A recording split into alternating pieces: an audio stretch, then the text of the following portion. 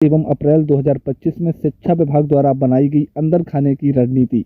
खबर देखने वाले आप तमाम दर्शक बंधुओं का एक बार फिर AP91 चैनल पर स्वागत है। पहले उन भाइयों एवं उन बहनों को होली की ढेर सारी शुभकामनाएं एवं बधाइयां जो आज की तारीख में होली का महापर्व मना रही हैं। साथ ही उन तमाम मुस्लिम भाइयों को भी रमजान के इस मौके पर खुशियों भरी सौगात। अपने ही दोस्त AP91 चैनल के द्वारा सभी का स्वागत है।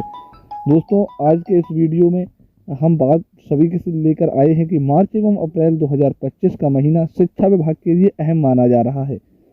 शिक्षा विभाग अंदर खाने की कई ऐसी रणनीतियां बना चुकी है जो शिक्षकों पर भी लागू होगा और साथ ही साथ बिहार की शिक्षा व्यवस्था पर लागू होने वाला है। दोस्तों, जिसके क्रम में शिक्षकों का वेतन भुगतान, खास तौर पर विशिष्ट शिक्षकों का प्राण जनरेशन एवं वेतन का भुगतान, सभी कोटि के शिक्षकों का ट्रांसफर, प्रधान शिक्षक एवं प्रधानाध्यापक का नियुक्ति पत्र का वितरण, शिक्षकों की प्रोन्नति एवं सबसे अहम बात विशेष शिक्षकों की सेवा निरंतरता संबंधी रणनीतियों का निर्णय किया गया है अंदर खाने शिक्षा विभाग की ओर से।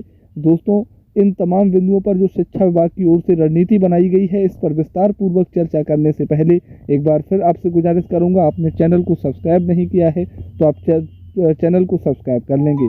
दोस्तों, आधा महीना मार्च का महीना समाप्त हो गया है, शेष आधे महीने रह गई हैं और इस आधे महीने में कार्य दिवस की शुरुआत 17 मार्च 2025 से होगी, जिसके क्रम में हम आपको बता दें कि 22 मार्च 2025 बिहार दिवस के अवसर पर बिहार में एक बार फिर से शिक्षक की बहाली संबंधी घोषणा की जा सकती है, जिसके अंतर्गत टियर 4 का आयोजन किया जा सकता है और घोषणा माननीय मुख्यमंत्री के द्वारा किया जा सकता है। अब आइए दोस्तों, 25 मार्च 2025 एक तरह से शिक्षा विभाग के लिए डेडलाइन भी है, जहां एक तरफ शिक्षकों के वेतन भुगतान के लिए जिनका कोषागार से वेतन का भुगतान होगा, उन सभी का 25 मार्च 2025 से पूर्व का अगर बिल होगा तभी उनका वेतन का भुगतान होगा। 25 मार्च से लेकर 31 मार्च 2025 तक सभी भी प्रकार का वेतन भुगतान कोषागार के माध्यम से नहीं होगा।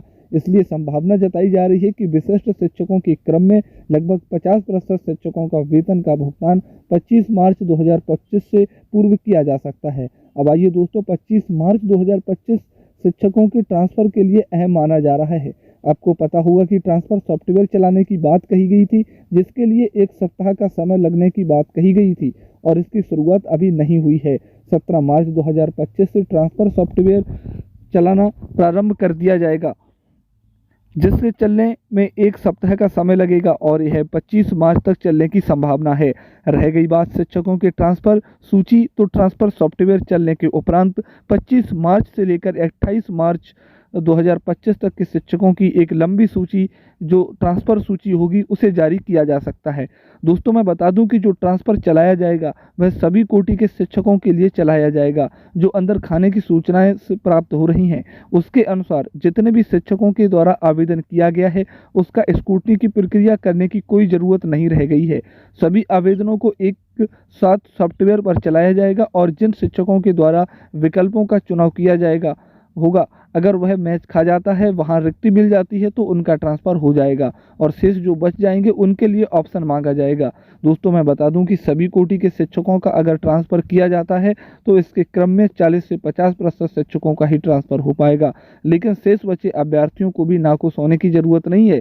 जो भी संभावनाएं जताई जा रही हैं कि 1 अप्रैल से लेकर 15 अप्रैल 2025 तक ट्रांसफ़र से वंचित शेष बचे अभ्यर्थियों के लिए विकल्पों के चुनाव हेतु पोर्टल के माध्यम से आवेदन मांगे जाएंगे। पोर्टल 1 अप्रैल से खोल दिए जाएंगे और इसके संबंध में 1 अप्रैल से पूर्व ही 30 से 31 मार्च 2025 तक पत्र जारी किया जा सकता है। अब आइए दोस्तों, अप्रैल महीना खास महीना इस रूप में भी होगा कि अप्रैल महीने के प्रथम सप्ताह के बाद यानी 10 अप्रैल 2025 तक प्रधान शिक्षक एवं प्रधानाध्यापकों को नियुक्ति पत्र प्रदान करने की रणनीति बन रही है। इन तमाम अभ्यर्थियों को 10 अप्रैल तक नियुक्ति पत्र प्रदान कर प्रशिक्षण में भेज दिया जाएगा।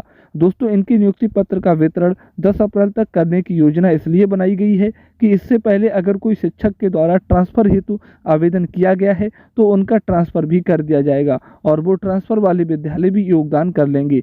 वहाँ के बाद वह प्रधान शिक्षक के रूप में नए विद्यालय में जा सकते हैं। दोस्तों, विद्यालय तो आवंटित हो जाएंगे, लेकिन प्रशिक्षण के बाद ही इन्हें विद्यालय योगदान करना होगा। तो संभावना यह जताई जा रही है कि मई महीने में ही शिक्षक नए विद्यालय में योगदान करेंगे और प्रभार ग्रहण करेंगे। यह दोनों ही कोटि के प्रधान शिक्षक एवं प्रधानाध्यापक के शिक्षकों पर लागू होगा। दोस्तों मैं बता दूं कि प्रधान शिक्षकों के लिए सबसे पहले जिलों का आवंटन जो किया जाएगा, यह संभावना जताई जा रही है कि 18 मार्च से ही जिलों का आवंटन शुरू कर दिया जाएगा। उसके बाद विद्यालय का जो आवंटन किया जाएगा वह प्राथमिक विद्यालय होगा। तमाम प्रधान शिक्षक अभ्यर्थियों को अभी 125 का विद्यालय ही आवंटित किया जाएगा। हम आपको बता दें कि जितनी संख्या में प्रधान शिक्षक के अभ्यर्थी सफल हुए हैं, उससे ज़्यादा अभी 125 के विद्यालय हैं और वहाँ रिक्ति भी मौजूद है। तो इस तरह से तमाम प्रधान शिक्षकों का विद्यालय का आवंटन 125 का ही विद्यालय होगा। अब आइए दोस्तों मध्य विद्यालयों की बात करते हैं। जहाँ भी मध्य विद्यालय है, शिक्षा विभाग की ओर से यह रणनीति बनाई जा रही है कि अप्रैल महीने में ही जितने भी नियमित कोटि के शिक्षक हैं उन सभी को प्रोन्नति देकर मिडिल स्कूल में प्राधान्याध्यापक के पद पर आसीन कर दिया जाए। दोस्तों मध्य विद्यालय में जो नियमित शिक्षक अभी तक प्राधान्याध्यापक पद पर नहीं है, उन्हें तो प्रोन्नत दिया ही जाएगा, लेकिन अभी जो प्राधान्याध्यापक पद पर कार्यरत हैं उनके सीट भी वैकेंट होंगे। और यह इस रूप में होगा कि 1 अप्रैल 2025 से 836 ऐसे उच्च विद्यालय हैं जहां कक्षा 6 से लेकर 12 तक की पढ़ाई प्रारंभ हो रही है और उन 836 विद्यालयों में कक्षा 6 से लेकर 12वीं तक के छात्र हो जाएंगे। और प्राधान्याध्यापक उसमें नियमित कोटि के जो शिक्षक प्राधान्याध्यापक पद पर कार्यरत हैं उन्हें ही उस 836 विद्यालय के प्राधान्याध्यापक पद पर प्रोन्नति दे दी जाएगी। बाद बाकी शेष अन्य भी रिक्तियां हैं जहां बीपीएससी से बहाल होने वाले प्राधान्याध्यापकों का पदस्थापन किया जाएगा। अब आइए दोस्तों, जिस निकटवर्ती विद्यालय जो मध्य विद्यालय है वहां से कक्षा 6 से 8 तक के छात्रों को निकटवर्ती उच्च माध्यमिक विद्यालय में नामांकित करा दिया जाएगा। वहां सिर्फ 125 के ही शिक्षक हैं और छात्र रह जाएंगे और ऐसी प्रक्रिया